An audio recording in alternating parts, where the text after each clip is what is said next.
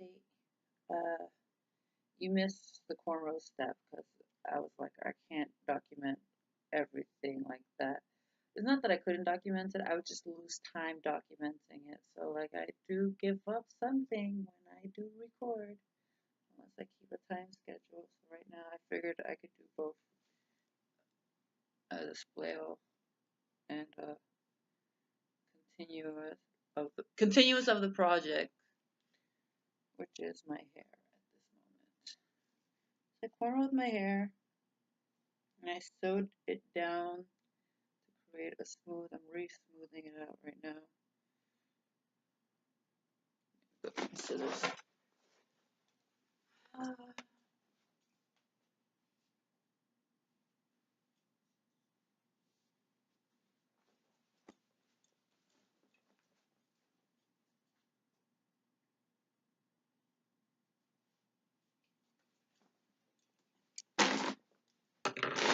When my urge to pee becomes great again, I'm just letting you know beforehand. I'm gonna shut the video off and go. But until then, we will show you how we do our hair.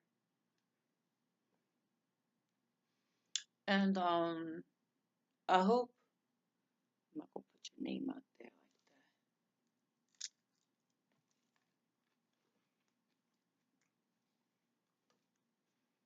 But I hope the chick, woman, who's trying to challenge me on the fact that I wear a hair weave,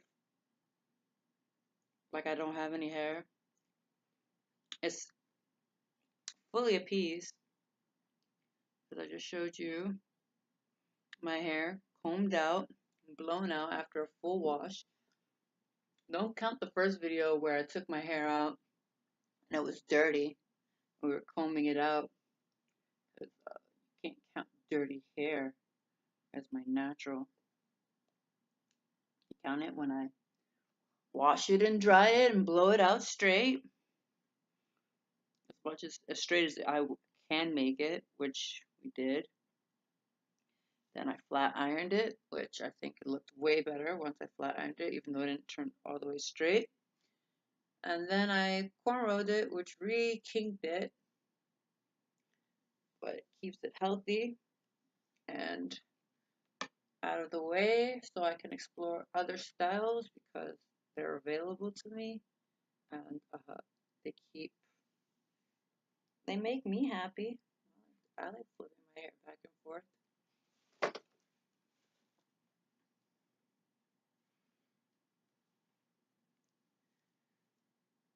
Especially since I don't have a stylist to go to, so, you know, if I had someone I trusted to cut and color my hair, I would probably be doing that, but I don't have a reliable stylist. And so I do like the autonomy that wearing my hair weave gives me. And I still have to do my hair. Half the time I don't do my weave, but I set the foundation and I don't damage my hair in the process because it's out of the way. Braid it up, healthy. And I have technically my religious covering at all times now. Because it's right for a woman to cover her head. And so my head is covered. And I keep running into you witches. Like, really. You know, before, when I was curious about them and I thought I wanted to be one, I was like, damn, I'll never find one. I wanted a coven so badly. Then I found God and got older. And it's like now that I'm like older, I'm running into you guys. And you guys are nothing like what I thought I wanted to be. It's not like the TV at all. You guys are spiteful, jealous. You're not cute. And the cuteness that you have is nothing compared to, I mean, and they're of every race. I mean, like, I'm running into women who do witchcraft who are, you Latino ones are the sneakiest ones because y'all be doing that shit as part of your culture. And so, it's imperceptible. And you got the men are in on it too. So that's why the men are in on it too. At least when we talk about like African voodoo, because like, my mom raised me to understand that it exists, and then when I went to Nigeria, I saw the hut that the voodoo man lives. It's a hut. And he looks really different than the way like they depict warlocks and whatnot. He wears a lot of colors. He looks like they call him Bushman because he looks like a bush. It's like camouflage wear. And he's supposed to be powerful, but he's like, I don't know, man. I think I have better chance running with Jesus than running with that.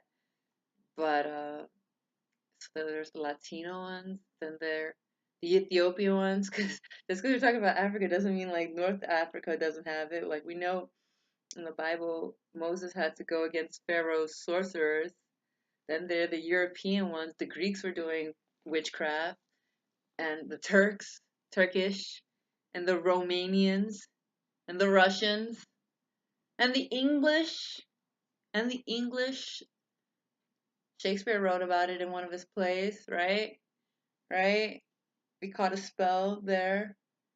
And then the Chinese, oh man, they're the sneakiest. Oh, because then they'll mess with your food. It's like, it's imperceptible at this point. And so then, we've learned, I've learned, the Indians, the Aboriginals, I keep running into them. And the only reason I recognize them is because, um, outside of outright explaining who they are. I mean, okay, I lived in New York, so then like I ran into the New Age store. The New Age store has everybody's stuff, you know what I mean? And like I got into it because I was just trying to get into yoga, and you find a lot of esoteric books in there, and yeah, you know me, I love to read, so I found everything, and it gave me a good source to know what I would be looking for, which is just like everything, everything. And like in those Nigerian movies where like the guy or the woman is doing witchcraft against somebody in their family, because they usually come after your family. It's like they come after the things you value. One, it's always based off of the fact that they're jealous. Why would you come against somebody unless you were jealous? Why did you have to seek the aid of demonic forces?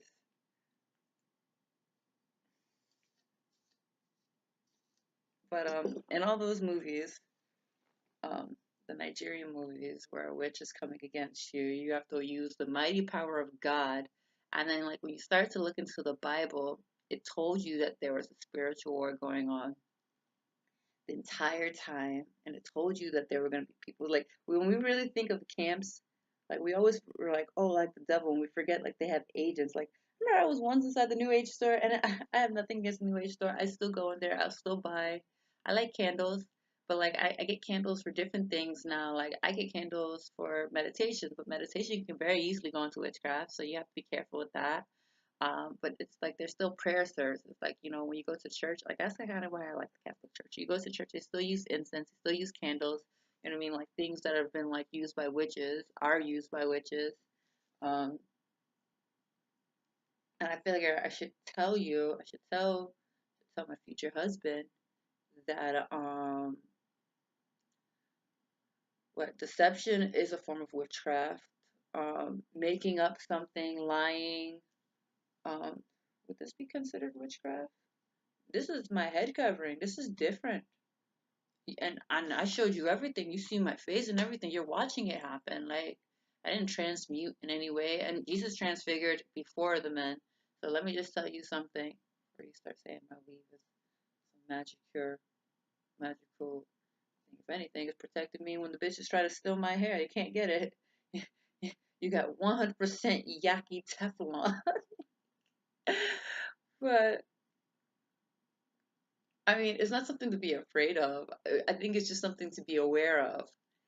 And you need to be aware of these things because it's just like, first of all, who wants to be taken out by who wants to be taken out by that? Like, I had one girl, actually, did I tell you guys? Oh, in high school, someone put a spell on me, and then my aunt used to mess with this stuff too, because she went back to the African Bushmen. That was when I was going through like when I was my rebellious period, and like my family couldn't figure out just like what happened to me. Drugs. But they Bushmen told my aunt that there had been a spirit that had fallen on me, and he gave her some water. I didn't even know. She told me about it after the fact. She came to my job and given me a bottle of water. That's how imperceptible. That's why I think about these things. So they're just like, damn, my aunt got me. But then like I remember this time, so she gave me some water that was supposed to remove whatever it was, and actually since then I have straightened out dramatically. And then I do I did run into two I did run into two witches in New York. Um, one of them, she was trying to turn me into a puppet. Like I actually had my she was from St. Lucia. I called her my New York mommy. She was a makeup artist that I really liked a lot. Um, and so like she was like a mother figure to me because I used to talk to her about my relationship problems in New York and what I was doing. Um, and she was kind of like it was like counseling. And then my friend's mother, she's Puerto Rican. But anyway, I mentioned to them what I noticed was going on with this girl because like she met me and she got like extra friendly. She was trying to give me something. And my spirit was like, within 2 days of knowing you, you're trying to give me an orange purse that belonged to your mother. It was weird. And as soon as I told the Puerto Rican mother, actually, before I told her what she gave me, I told her that she was trying to give me gifts and that she was trying to get extra close to me. And the Puerto Rican mother asked me whether the girl tried to give me a purse. And she was like, yeah, she's trying to do a spell on you. Um, and I hope you didn't take it. I'm like, I didn't want it. I didn't use it, but it stayed in my house and it did wreak havoc on a lot of things. And what else happened? They thought she was trying to turn me into a puppet. So pretty much she saw favor on my life, and you can't steal it. She gotta even if you kill me, you don't get to get it. Isn't that crazy? Even if you kill me, like when they killed Jesus, they didn't get Jesus' anointing. Like it left with him, and he came back. But what they try to do is they try to turn you into a puppet. So pretty much they get the benefits of being around you. Like women do it to men a lot, like with the gold diggers specifically. They can't take your anointing. Like they can never be you CEO. They can never be the chief executive like you. But what they will do is they'll try to get close to you. They'll use little devices to weaken your defenses and pretty much make themselves seem invaluable to you, even though you can't really tell why they would be invaluable to you. And that's because they're doing sorcery on you. And the next thing you know, uh, they're reaping the benefits of your hard work, but like, chaos is happening in your life at the same time because they're not.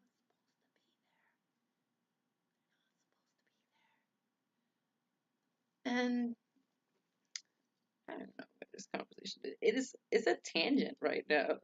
I mean, I feel like I should still mention it to you though. I definitely want to come back and review the fact that I mentioned this. I want my daughter to know to pay attention to your little girlfriend.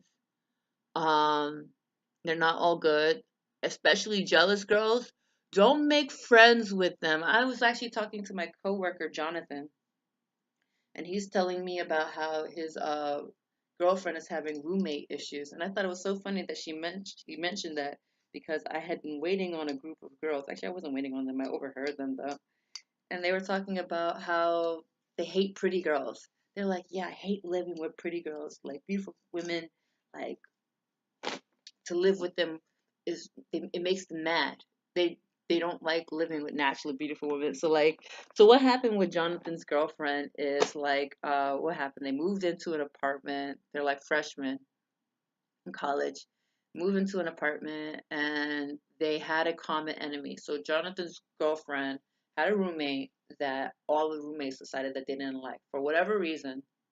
Who knows? But I'm just what's been trending, especially since we have that whole article about the white girl who's living with the beautiful black girl who she called Jamaican Barbie, and she was so jealous of her that she started putting rotten oyster juice in her face cream and toothbrush in the toilet and stuff like that. That's a form of voodoo too. It's sabotage. Sabotage. And yeah, so they don't like living with pretty girls because they're jealous. They've done sociological reports on it. Ugly girls are actually more promiscuous. I'm gonna point that out. Ugly girls are more promiscuous than beautiful women. So when guys are just like, "Oh damn, that girl's so beautiful.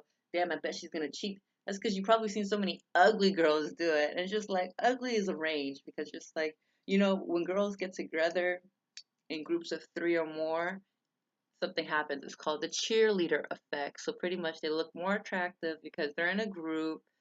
But if something more attractive comes in, then that image is kind of deluged.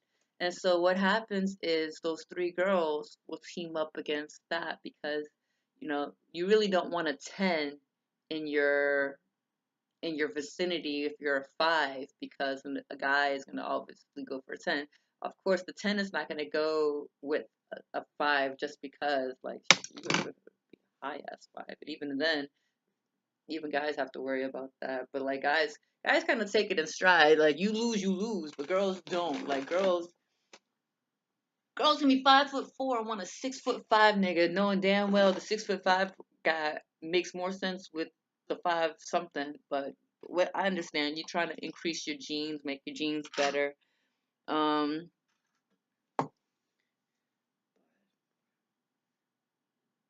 what?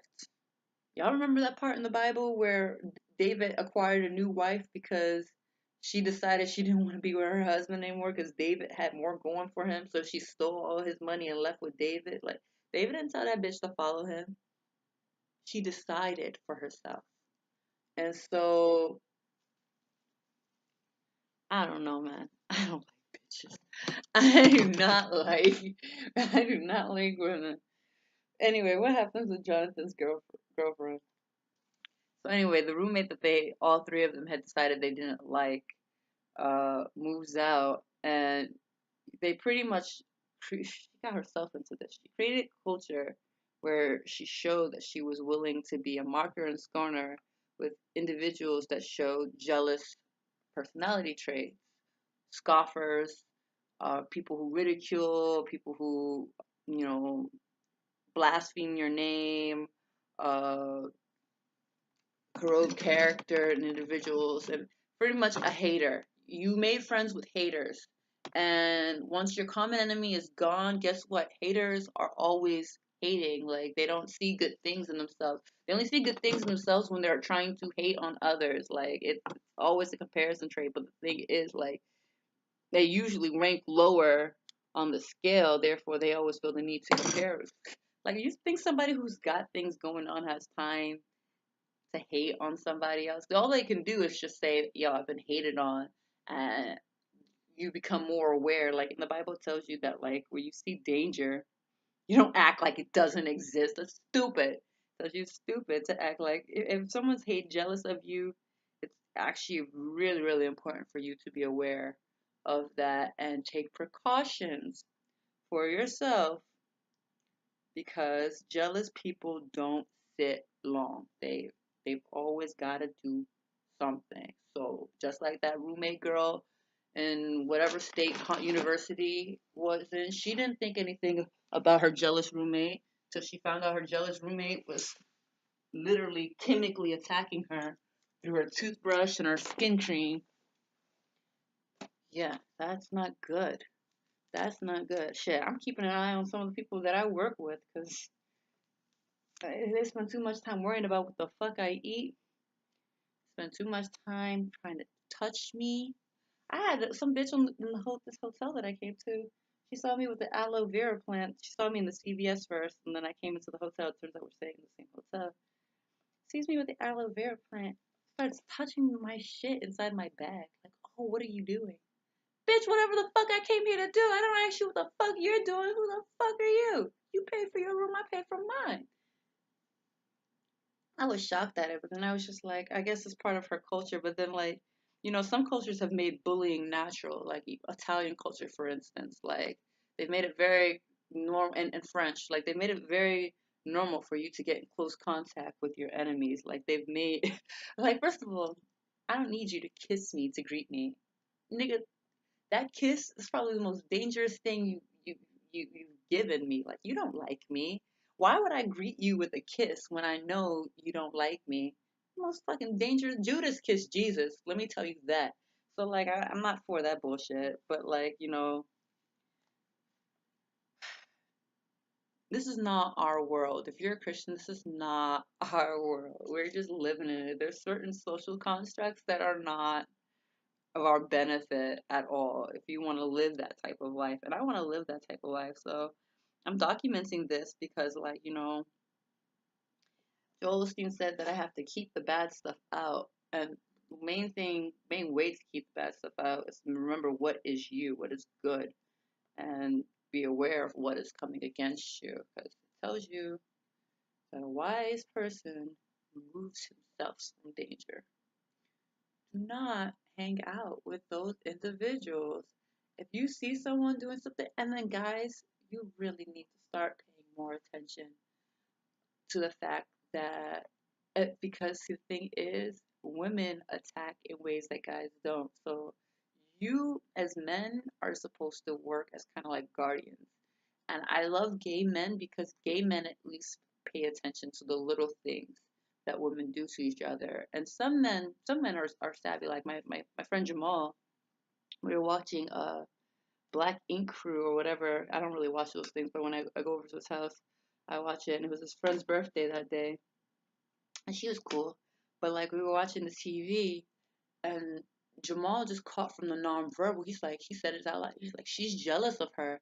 And I stopped because I'm just like, I've been in relationships and even I've had guy friends. And like when I try to tell them the unsusceptible warfare that goes on between us women, most guys don't catch on. They don't see it. They're like, oh, she's so nice. She's nice to you because you're a boy and she has nothing to compare herself to. She's trying to get your attention. She's not nice. She's a bitch. Her and her friends always spend their time trying to knock me off my fucking pedestal. And so it was really cool to see that a guy can see that. That way you can separate them, you know what I mean? And your girlfriends, like, okay, if you get a girlfriend, you might have already had female friends. Your female friends might be jealous of your girlfriend. And they might try to purposely sabotage your relationship. Your guy friends might be too. So you have to be aware of those things because it's just like me as a female, I already know that if I get in a relationship, my female friends are automatically not going to like my boyfriend. But that's not because there's something wrong with him, even though there might be something wrong with him. It might have to do with and most females are friends with people they know are jealous of them. We've accepted frenemies. And that's because, at least with me and most people that I talk to, like, you know, people of strong characters that are the ones I tend to like, um, they admit that even though they're with them, they're not with them. So it's just like, yeah, I like you, but I know I shouldn't trust you as far as I can throw you. Therefore, like while we sit in communion, kind of like when you go to church. Like I don't like most of the church people in there because some of them are bitches, especially some of these Filipina bitches. Like they do not want to let me into the aisle. Sometimes they be talking shit and think I don't understand. Like, bitch, I don't like you, but I still show up to church. I still sit and greet with them because it's just like I know that's what God wants me to do. And there are times that I can learn something new from them. They're not always negative. So sometimes, They might be having a better day. You know what I mean? I might be having a better day, and then we can actually benefit each other. But it's just like, that's not my homes. And so females tend to be like that. Some females, like, I don't know. It's kind of hard to really say what our journey is, because it seems like our journey is supposed to be kind of like a solitary journey, unless you're a whore. Then, because like, okay, that was what Revelations. I read Revelations. Revelation says there's going to be two types of women. And I also learned this lesson when I was a Methodist member at John Wesley's Methodist Church in Brooklyn, when I lived in Brooklyn. It's literally like a few blocks away from where my ex was living, where I lived briefly, where I moved a few blocks away. And what did I learn in that lesson from John Wesley was that there are two types of women. Actually, three if you want to compare the good types of women, because it's like in the good types of women, there are Marthas, and then there are Marys. And Marthas tend to be more dogmatic, practical, and they're still, of good faith, and like, members and upstanding members of the church. But like, their blessing is different than like Mary's, because Mary's, they're not really normal in your quintessential way. They have these not easily expressed gifts that can only be developed by being who they are, and their gifts are unique, like Jesus. You know what I mean? Like Mary's gift. Martha and Mary had babies, and yes, Martha had John the Baptist, and that was good. But you know, well, you need both. You need both. You need Martha. Martha and Mary were sisters too. You know what I mean? But Mary's gift was different, and so then like those are just the two women. So there are three types of women, but like let's just move them. Let's remember just Mary, and then there are the whores, and whores show up in the Bible multiple times, like multiple times. And in Revelations is where it's supposed to be the end. Um, we see the whore show up, and she's the queen, and she wears the best clothes, and she has the best jewelry, and always does her hair, and she smells good, and she sits with 10 kings, or 9 of them, or 7 of them, and then they turn 10. Anyway, she made sure that she's good. She's got sugar daddies, and she has many followers and daughters. So pretty much, she has a lot of people who like her lifestyle and are entrenched in living like her. All the tricks that she can do, any fine robe, any jewelry, MAC makeup, all of that, like that's part of her. That's part of her kingdom. That's part of her beneficial, and that's what makes her think that she's a queen. And that's how the people of the world who follow her, and the kings that kind of help establish her, have made her kingdom or her queenhood exist. But then the Bible says that there's another one who's actually more upstanding, and she's gonna marry God, literally. Like she's the bride that Jesus said. Jesus tells us a story about the bride and the bridegroom. And so the bride, she's clothed in the sun. She's naked. Like, while the prostitute shows up and she has all of this fine adornment, like, you know what I mean? Like, we hear the story about how Jezebel died. Jezebel thought she could paint her face and get away with, she used to painting her face and luring men with her charms. So, except for one day, she met one guy that it didn't work for, and he had her ass decapitated. Or did she fall out? I don't know. Something happened to her neck, her head. But Jezebel is one of the reoccurring names that occurs in the Bible to kind of like point out she's a hoe. And the bride um, is very similar to the one in Proverbs 31, because that's who you're supposed to marry. Your wife, if you want to know, can be found in Proverbs 31. She's worth more than every precious crystal. They didn't say crystal, they said rubies. But like better than choice silver. Her wisdom is on her tongue, and she works willingly with her hands. My hair, speaking of which. And what else? Yeah, back to the Revelations. and she's dressed in the clothing of the sun, with 12 stars surrounding her head.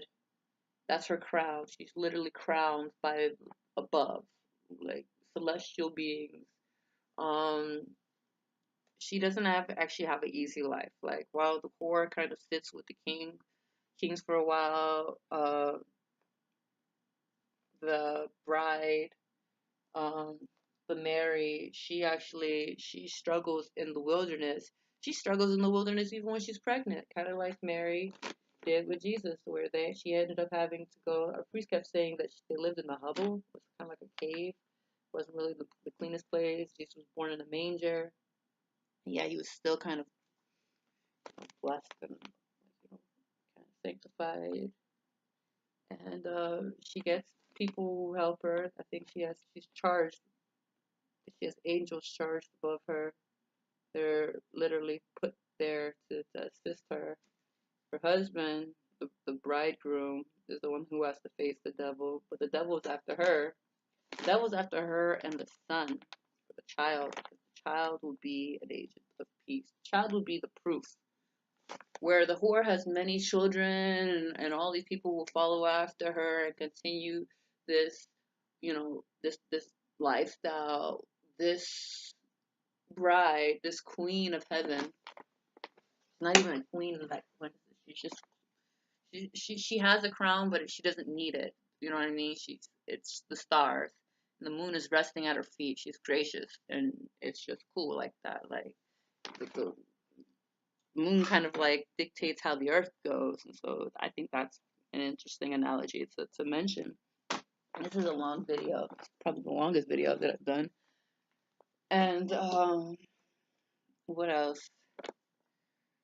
The dragon's gonna come after her while she's pregnant, try to devour the baby, so miscarriage and everything.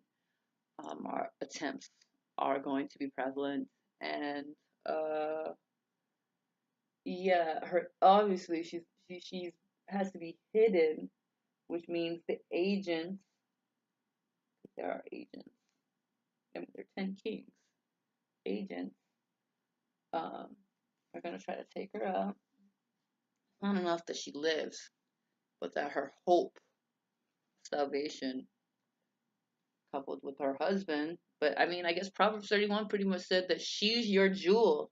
So it's kind of like you guys working a 2-point team. Even Jesus wanted the bride. Jesus was so happy. He's like, and you guys ain't half of y'all not even gonna be invited. Y'all not even gonna be invited. But bridegroom comes, fights the devil with his words, with the word of God, with the tongue sword. Because there's a part of the Bible that says you're not supposed to use weapons, really. That's not really for warfare. He who lives by the sword will die by the sword. And so it's really interesting to see that Revelations is ended by the bridegroom. It's supposed to be a depiction of Christ, and uses his tongue, the word of God. Like in the beginning, words matter. And what? The baby's born, Prince of Peace. Kingdoms will be established on him. He needs the mummy. He needs the mummy.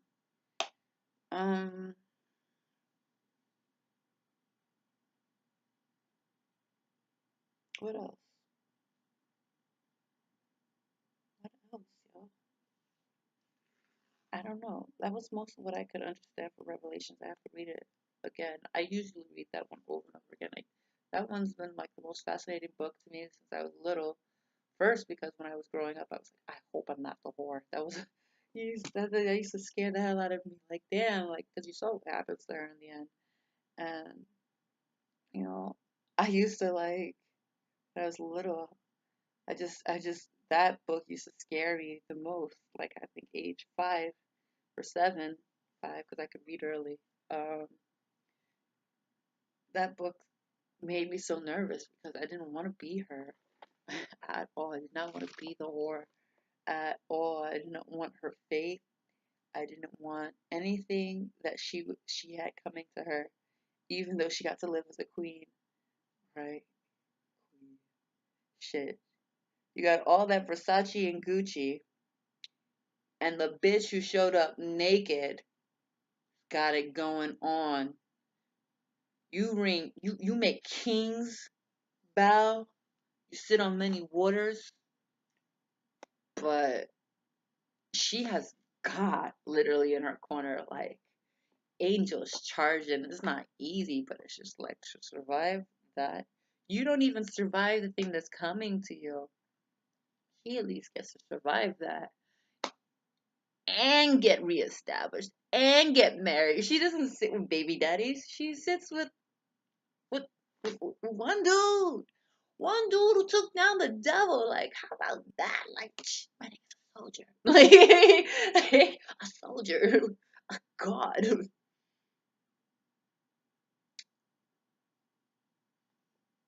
like my tangents? They go everywhere. They go everywhere. I try to source as much knowledge as I've learned. I didn't tell you that I was teaching you. I told you what I know. Have a conversation. Tangential conversation. I hate talking about people unless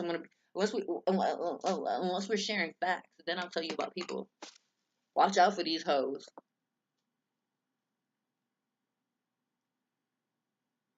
But yeah, I couldn't figure out what to advise Jonathan, what to do for his girlfriend, and the jealous ass friends, roommates, excuse me, that she lives with.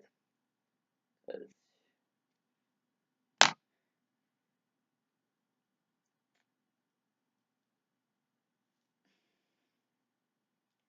it's hard to advise her because I don't really know her, but knowing part of the backstory of how they used to have a common enemy, I know that she's fed them enough information about her likes and dislikes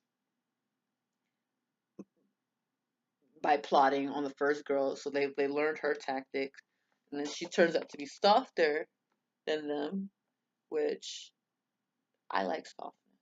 Nothing wrong with softness, y'all. Guess what? Softness raised good babies. I don't know what type of demonic spirit you're trying to put in your child, but yeah, being shisty, not cute, especially when you're trying to have a little one. Um, what else? Um,